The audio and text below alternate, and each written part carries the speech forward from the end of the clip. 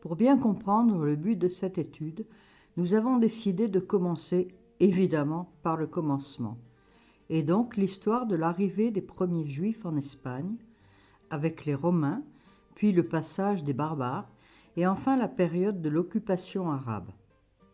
Suivront ensuite la Reconquista, l'Inquisition, puis le règne malheureux d'Isabelle la catholique. Certains historiens situent l'arrivée des Juifs en Espagne à l'époque de Salomon en se basant sur les livres d'Isaïe, de Jérémie et d'Ézéchiel.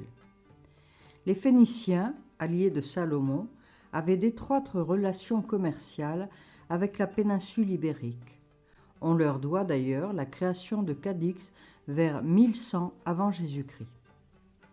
Mais selon des traditions plus tardives, les premiers Juifs seraient arrivés en Espagne après la chute du temple de Salomon en 586 avant Jésus-Christ.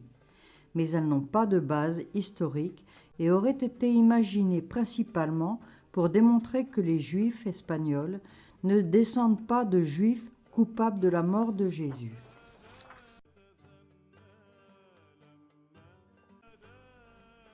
Des preuves plus substantielles de la présence des Juifs en Espagne datent de l'époque romaine. L'Hispanie passe sous la domination romaine avec la chute de Carthage vers 218-202 avant Jésus-Christ. Il se peut que des Juifs s'y soient installés comme commerçants et auraient été rejoints par ceux qui avaient été réduits en esclavage par les Romains, sous Vespasien et Titus, et dispersés à l'extrême occident d'alors au cours de la guerre judéo-romaine, et surtout après la défaite de la Judée en 70 avant Jésus-Christ. Une preuve incontestable de l'existence de communautés juives importantes en Espagne est fournie par les décrets du concile d'Elvire, quartier de Grenade, actuellement l'Albaïcine, qui s'est tenu au début du IVe siècle, 305 ou 306. 4 des 81 décrets concernent les Juifs. Le décret 16 interdit aux chrétiens d'épouser des femmes juives sous peine d'excommunication de 5 ans. Le décret 49 menace les chrétiens qui font bénir leurs champs par des juifs d'excommunication à vie. Le décret 50 interdit aux membres des 2 religions de s'asseoir à la même table. Enfin, le décret 78 rend passible de 5 ans d'excommunication l'adultère avec une femme juive. En Espagne, les invasions barbares des Suèves, des Vandales et des Wisigoths détruisent plus ou moins le système politique mis en place par l'Empire romain et l'Église, et pendant plusieurs siècles, les Juifs vont jouir d'une relative paix. Comme vous le savez, les barbares venus du nord-est, Francs, Burgondes et Wisigoths, envahissent la France.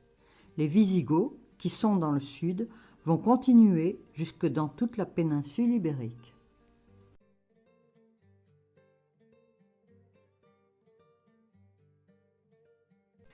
En 587, le roi wisigoth d'Hispanie, Recared Ier, se convertit de l'arianisme au catholicisme.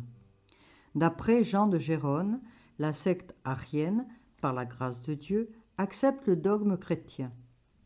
Le troisième concile de Tolède impose la conversion forcée des enfants nés de mariages mixtes entre juifs et chrétiens. Il interdit également aux juifs la fonction publique, le mariage avec des chrétiens et la possession d'esclaves. Pourtant, la diffusion du catholicisme est loin d'être achevée dans les campagnes et tous les Wisigoths ariens ne se convertissent pas, restant alliés des Juifs, considérés comme des opprimés comme eux-mêmes. Les Juifs continuent à bénéficier d'une certaine protection contre les évêques de la part de nobles Wisigoths ayant conservé une grande autonomie vis-à-vis du roi, et les lois du concile de Tolède ne sont que peu appliquées.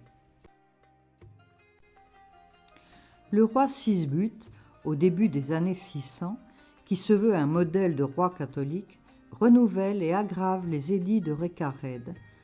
Après leur avoir interdit la possession d'esclaves, il les oblige à se convertir ou à quitter le royaume. Une partie quitte la péninsule, tandis que d'autres se convertissent, souvent seulement pour la forme. La situation des Juifs s'améliore sous le règne de son successeur, Swinthila, en permettant aux exilés de regagner l'Espagne et aux convertis de revenir au judaïsme.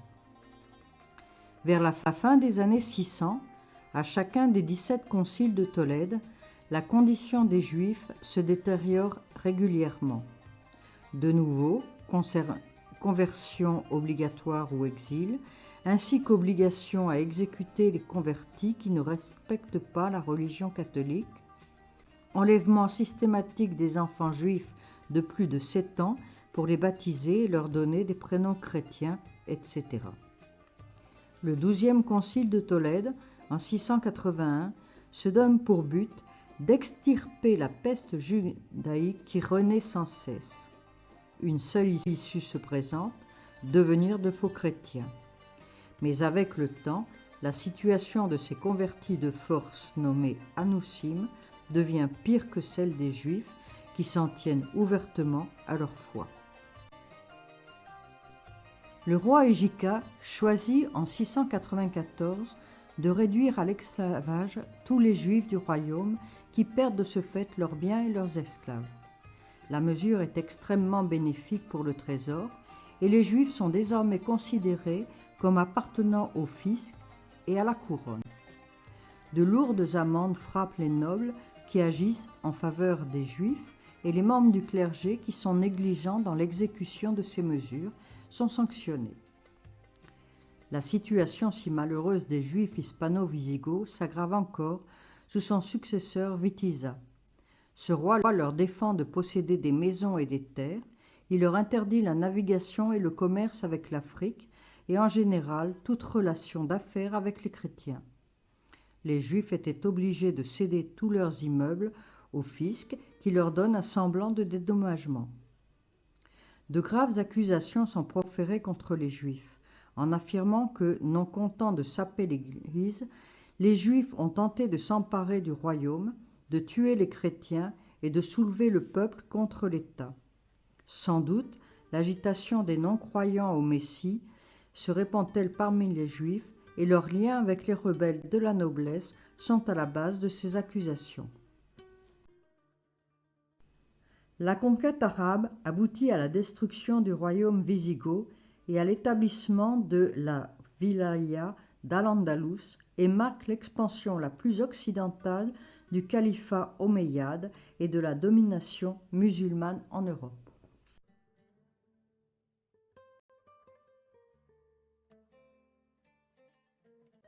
Tariq, le conquérant musulman, vient d'Afrique en Andalousie avec des forces considérables. Il est rejoint par tous les Juifs bannis d'Espagne et par ceux qui étaient restés dans la péninsule. En quelques années, la majeure partie de l'Espagne est conquise et tous les habitants, chrétiens et juifs, passent sous la domination musulmane. Les Juifs accueillent en libérateurs les nouveaux dominateurs arabes, espérant que les musulmans seraient plus tolérants que les chrétiens, et les conquérants arabes, peu nombreux, laissent souvent la garde de leur conquête aux Juifs. Une période d'épanouissement de la culture judéo-arabe commence en Espagne.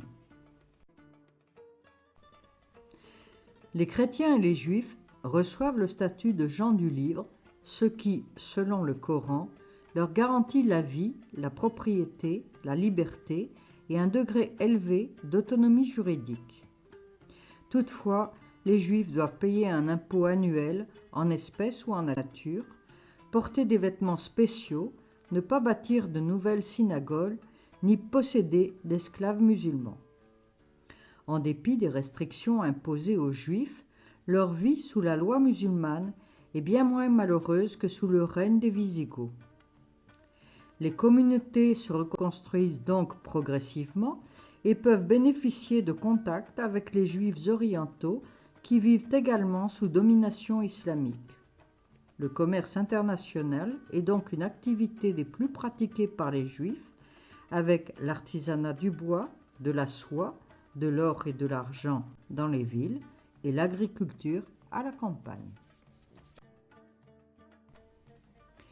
La communauté juive hispanique connaît le début de son âge d'or au Xe siècle sous le règne d'Abd al-Rahman III, le premier calife de Cordoue. Cette prospérité exceptionnelle est étroitement liée à la carrière de son conseiller qui est juif. À l'origine, médecin de la cour, il est aussi officiellement responsable des affaires étrangères, de la douane et du commerce extérieur. Et c'est en qualité de diplomate qu'il correspond avec le royaume des Khazars, situé aux abords de la mer Caspienne, qui s'était converti au judaïsme au 8e siècle. Il met à profit son prestige et sa position pour se constituer et entretenir une cour personnelle de gens de culture, à l'instar du calife.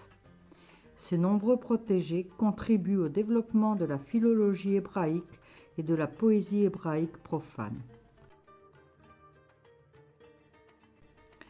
Il est communément admis que la Reconquista commence en 732. On se rappelle de Charles Martel avec la bataille de Poitiers, dont toutes nos petites têtes blondes ont du mal à se souvenir. Il s'agit de la période qui dure 7 siècles, durant laquelle s'est produite la reconquête par les royaumes chrétiens des territoires occupés par les musulmans.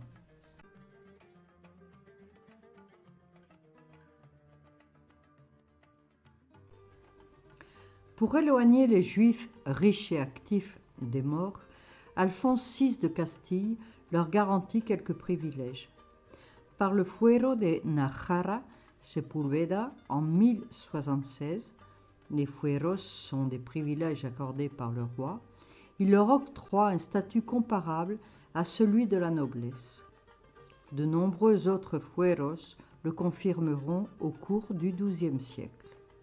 Les Juifs se placent donc volontiers à son service et son armée, comptait jusqu'à 40 000 combattants juifs. En 1085, Alphonse VI de Castille entre dans Tolède, ancienne capitale du royaume wisigoth, et là, c'est le réel début de la Reconquista espagnole. Il les favorise tant que les Juifs suscitent la jalousie des nobles et qu'après la défaite d'Uclès, en mai 1108, se produit une réaction anti-juive. Des émeutes éclatent à Tolède et à Carrión de los Condes, où plusieurs Juifs sont tués.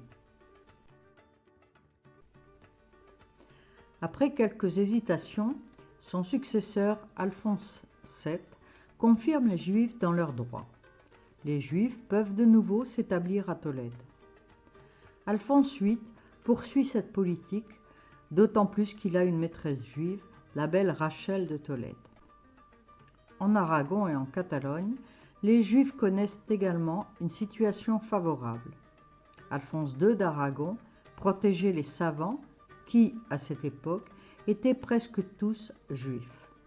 À la tête de la communauté de Barcelone se trouve alors Chéchet Benveniste, à la fois arabisant, médecin et philosophe, poète et talmudiste, à qui le roi d'Aragon confie plusieurs missions diplomatiques. Alphonse X le Savant, roi de Castille contemporain de Louis IX, notre Saint Louis, élabore entre 1256 et 1265 le code dit des Siete Partidas. Ce nouveau code impose la marginalisation des minorités religieuses. Juifs et morts doivent vivre dans un quartier séparé, les Juifs doivent porter sur eux un insigne distinctif. Henri II de Castille imposera la rouelle en 1371. Il s'agit d'une pièce de tissu jaune qui nous remet en mémoire une certaine étoile. Les synagogues doivent être discrètes. Les chrétiens n'ont pas le droit de partager un repas préparé par des juifs. Un juif qui a des relations sexuelles avec une chrétienne est passible de la peine de mort. Mais, curieusement, l'inverse n'est pas mentionné. Ce code servira plus tard de référence. Jacques Ier d'Aragon est encore plus porté vers une politique anti-juive, notamment sous l'influence de Saint Louis. Après son arrivée au pouvoir, Sancho IV de Castille alourdit les impôts sur les juifs. Un recensement dénombre 850 000 juifs en Castille, dont 72 000 à Tolède, qui paient un peu plus que 3 maravedis d'impôts par personne, soit bien plus qu'auparavant, lorsque l'impôt se limitait à 3 maravedis par famille. Le maravedis est la monnaie ibérique entre le XIe et XIVe siècle. Les Juifs d'Espagne vivent pour la plupart comme leurs compatriotes avec lesquels ils partagent langue et usage. Toutefois, ils résident souvent dans des juderías, c'est-à-dire des juiveries, qui sont les quartiers ouverts où ils se regroupent et que l'on peut encore parcourir dans de nombreuses villes telles que Barcelone, Cordoue, Gerona, Séville, et qui sont devenues des sources touristiques pour ces villes. Ils sont agriculteurs ou artisans, certains sont médecins, mais ils doivent leur richesse et leur influence au commerce de l'argent interdit aux chrétiens. De plus, les rois chrétiens préfèrent donner l'administration des territoires pris aux musulmans, aux juifs, plutôt qu'aux nobles ou au clergé, plus dangereux pour leur pouvoir. Aussi certains atteignent-ils de hautes positions de trésoriers, de collecteurs d'impôts et de ministres qui peuvent les rendre impopulaires, et leur sort ne dépend que de l'état de leurs relations avec le roi. Les Juifs procurent alors entre 20 et 35% des revenus de Castille et d'Aragon. Conçue à l'origine pour maintenir les dogmes de la religion dans les royaumes catholiques, elle a élargi le champ de ses justiciables, musulmans, protestants, sectes. Pour cela, elle a réprimé les actes qui s'écartaient d'une stricte orthodoxie, blasphème, fornication, bigamie, pédérastie, et combattu la persistance de pratiques judaïsantes.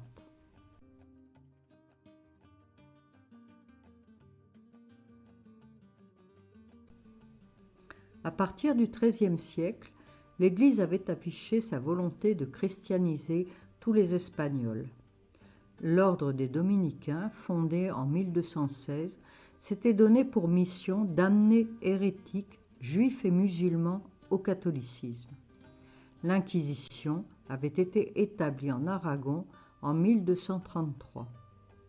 Durant le premier quart du XIVe siècle, si en Castille les Juifs ont encore une situation satisfaisante, en Navarre, 6000 Juifs sont massacrés à Pampelune en 1328.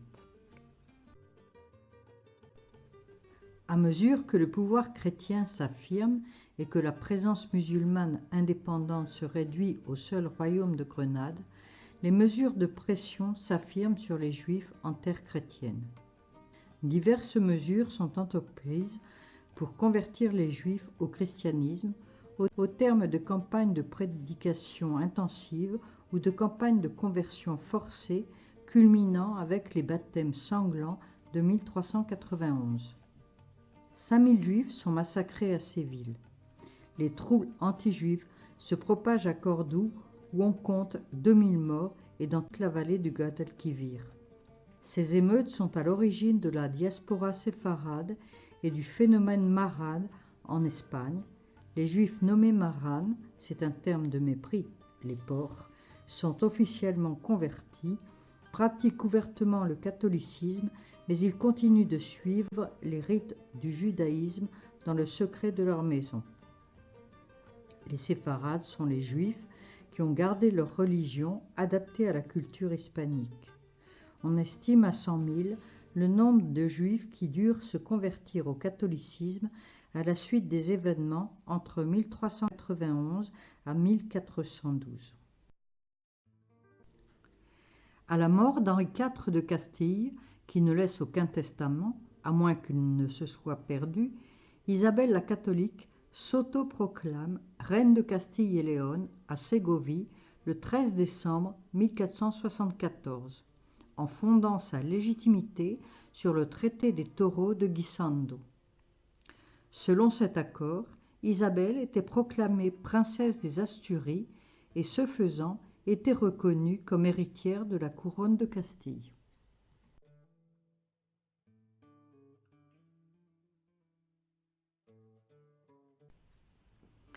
La situation s'aggrave encore pour les Juifs et surtout pour les Maranes avec l'arrivée sur le trône de Castille d'Isabelle la catholique, mariée par pure convenance à Ferdinand d'Aragon. En 1478, l'Inquisition est établie par une bulle du pape Sixte IV à l'instigation de Ferdinand et d'Isabelle, et en 1480, le tribunal de l'Inquisition est créé.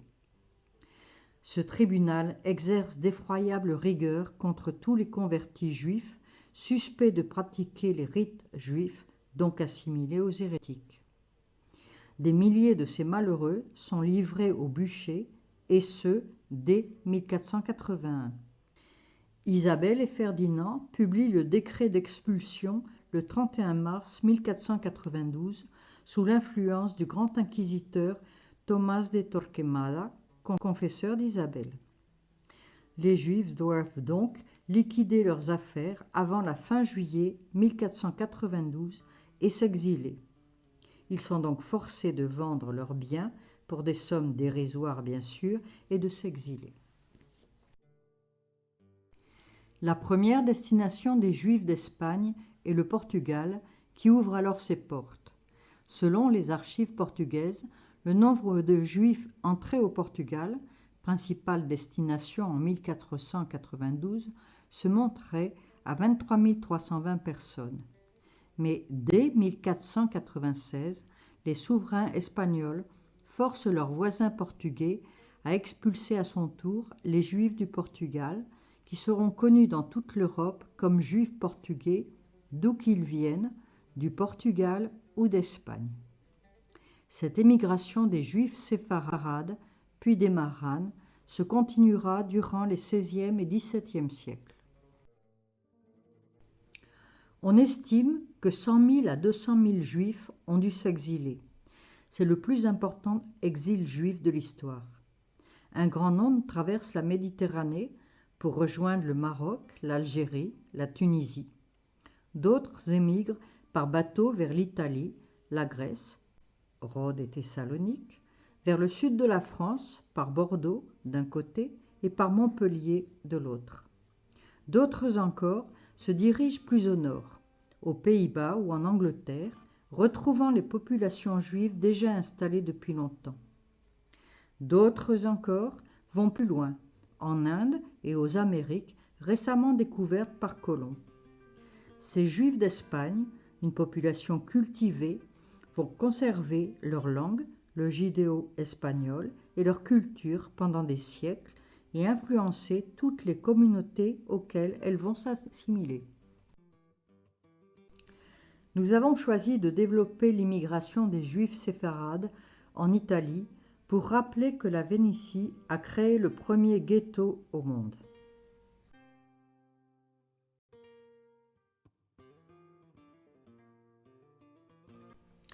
Comme nous l'avons vu, les Juifs d'Espagne ont connu une grande prospérité durant la période arabe.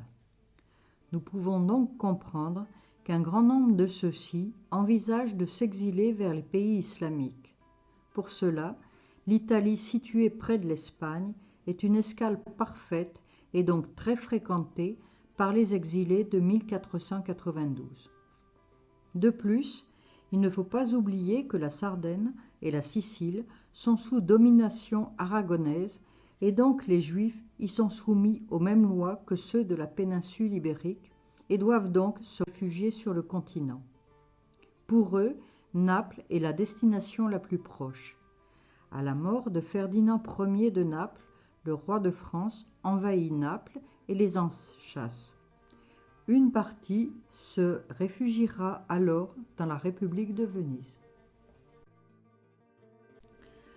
Plusieurs principautés ou villes sont intéressées par l'installation de réfugiés juifs qui leur apportera par la suite la prospérité. Cependant, un grand nombre d'émigrés va s'établir dans des communautés existantes et prospères, comme Rome et Venise, et sollicite la permission d'y résider. Certains émigrés se présentent comme porte-parole de marchands juifs espagnols ou portugais et négocient avec les cours princières. Le choix de Naples s'avère vite désastreux pour les immigrés.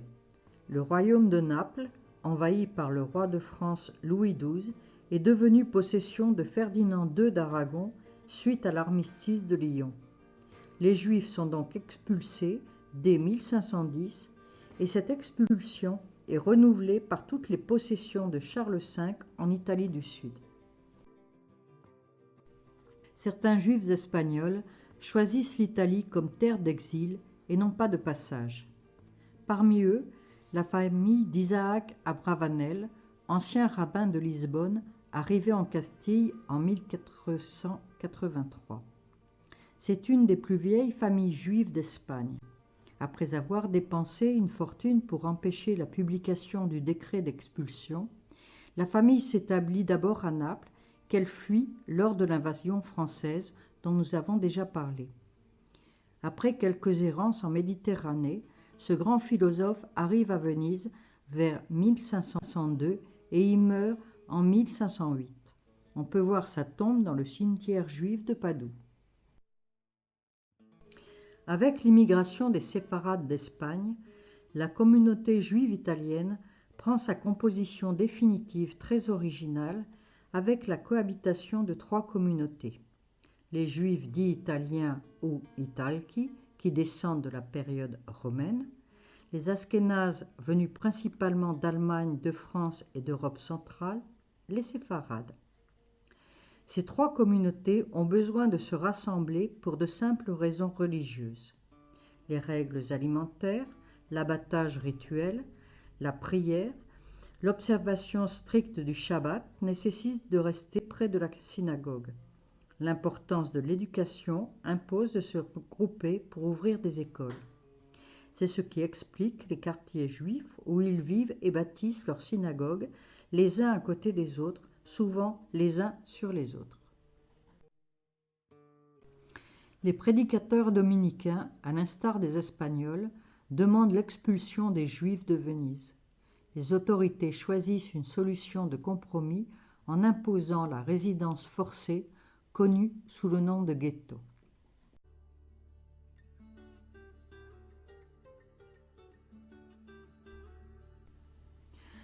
Le décret du Sénat de Venise, daté du 29 mars 1516, marque donc l'invention du ghetto. Les Juifs habiteront tous regroupés dans l'ensemble des maisons situées au ghetto, près de San Girolamo. Et afin qu'ils ne circulent pas toute la nuit, nous décrétons que 2 portes seront mises en place de part et d'autre du vieux ghetto, lesquelles seront ouvertes à l'aube et fermées à minuit par 4 gardiens chrétiens employés à cet effet et appointés par les Juifs eux-mêmes au tarif convenu par notre collège. Les Juifs ne cessent d'affluer pour trouver refuge à Venise et malgré les constructions de grande hauteur qui le caractérisent toujours, il faut agrandir le ghetto d'origine, dit ghetto novo, par l'annexion d'un nouveau quartier, le ghetto vecchio, puis plus tard encore celle du ghetto novissimo. Plusieurs synagogues sont ouvertes, représentant les différents rites présents en Italie.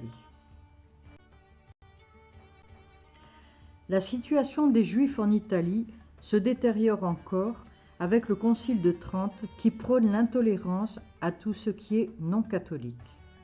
Des autodafés de livres juifs sont organisés. C'est ainsi que le Talmud, livre fondamental de la loi juive, est brûlé sur la place Saint-Marc de Venise. On interdit également la possession immobilière, la construction de nouvelles synagogues et la pratique par les Juifs d'autres activités que le commerce fripier. La politique des ghettos se répand. Des ghettos sont établis en République de Venise, bien sûr, mais également à Padoue, en Toscane, à Florence, à Sienne, à Gênes et à Turin, ainsi qu'à Rome et à Ancône. Les persécutions anti-juives se poursuivent durant tout le XVIe et XVIIe siècle. En 1597, Philippe II, non seulement roi d'Espagne, mais également duc de Milan, expulse les Juifs du duché de Milan. En 1682, les banques juives de Rome sont fermées. Et en 1684, le ghetto de Padoue est pillé. Bien que l'institution du ghetto résulte d'une politique d'intolérance et d'exclusion, elle survient dans un contexte d'expulsion, d'interdiction de séjour.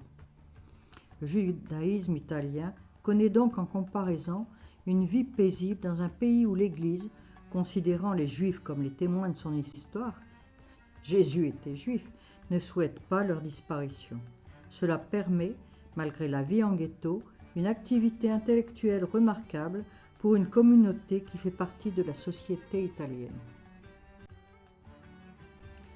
Voici quelques exemples d'intellectuels toujours étudiés actuellement. Judas Léon Abravanel, dit l'Hébreu, fils d'Isaac, dont nous avons déjà parlé, et auteur, entre autres, des dialogues d'amour. Azaria du Rossi, dont l'œuvre la plus connue est le Meor Einaim, lumière pour les yeux en hébreu, où il expose une méthode critique pour examiner l'Agada, la partie non légalistique du Talmud. Judas Léon Somo, écrivain prolifique, ses œuvres comprennent des pièces de théâtre, des dialogues sur l'art dramatique et des poèmes. Il dirigeait également un théâtre. Les nombreuses Via degli Ebrei, Via dei Giudei, Via Ghetto témoignent de l'implantation des communautés juives dans de nombreuses villes italiennes et plus particulièrement en Vénétie.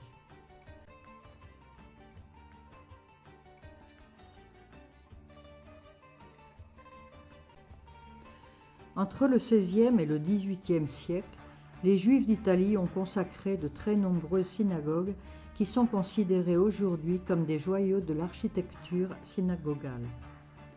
Elles sont souvent petites et discrètes du fait de l'exiguïté des ghettos qui ne permet pas de s'étaler. Les salles de prière sont souvent en étage, sont ouvertes sur de larges baies vitrées et sont richement décorées. Le grand joyau de cette architecture est sans contexte la Scole Grande Tedesca de Venise.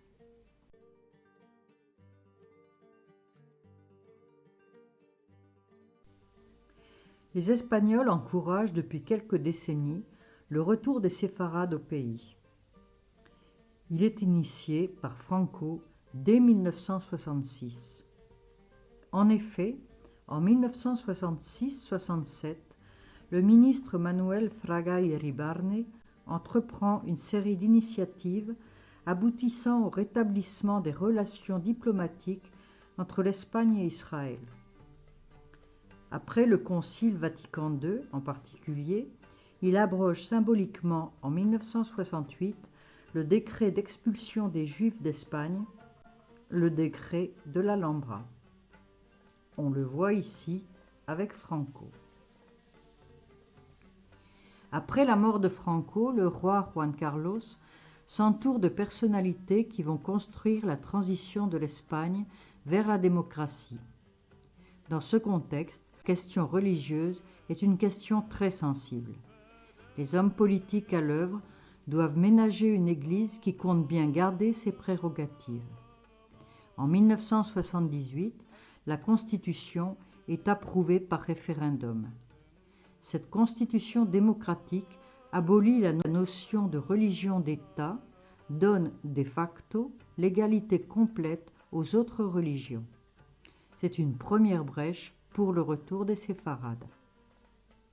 En novembre 1992, quelques mois après la commémoration du 500e anniversaire de l'expulsion des Juifs d'Espagne, las Cortes ont promulgué une loi qui considère le judaïsme comme une religion à part entière. Aujourd'hui, la population juive espagnole est estimée à 40 000.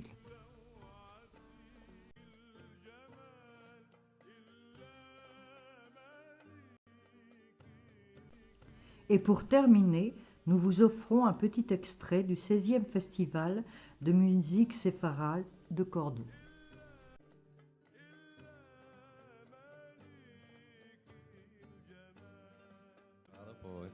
justo estos casos.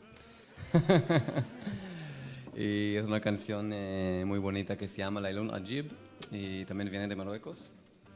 Y es muy adecuado porque es una canción que habla de una noche muy bonita y un poco canción de cuna, pero no totalmente, pero de verdad hemos pasado hoy una noche muy muy bonita, así que no hay nada más adecuado.